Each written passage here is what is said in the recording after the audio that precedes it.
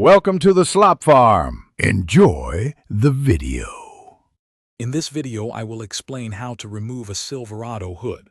First, ensure your truck is on a level surface and the engine is cool to the touch. Safety is paramount, so begin by disconnecting the negative terminal of your battery.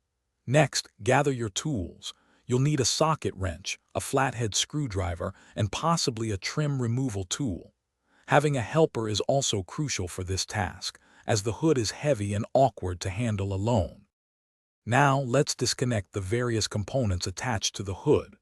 Locate and detach the windshield washer fluid hose, usually found near the passenger side.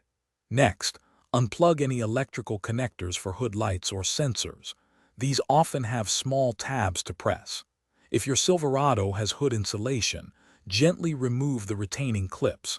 Take your time with these steps to avoid damaging any wires or hoses.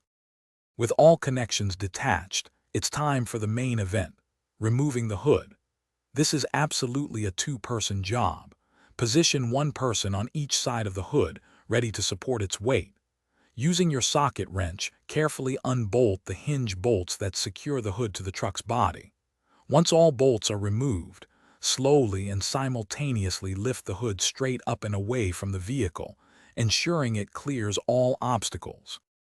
After successfully removing the hood, store it carefully on a flat, padded surface to prevent any damage or warping. When you're ready to reinstall, having marked the hinge positions beforehand will greatly assist with alignment. Remember to reconnect all electrical components and the washer fluid hose.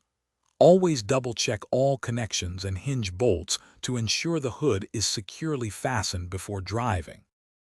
Thanks for watching. Consider subscribing if we helped you today.